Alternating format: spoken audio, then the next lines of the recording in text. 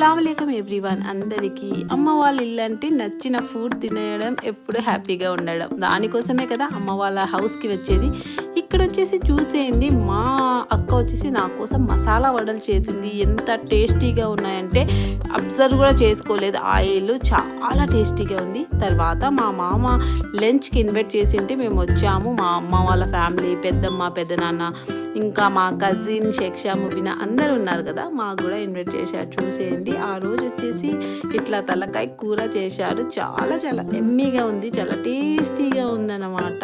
చూసేయండి, మనము ఇక్కడ వచ్చేసి నేను తినేస్తున్నాను. ఆల్రెడీ పిల్లలకి అమ్మ తినిపించేశారనమాట, ఇద్దరికి తినిపించేశారు అక్కడ.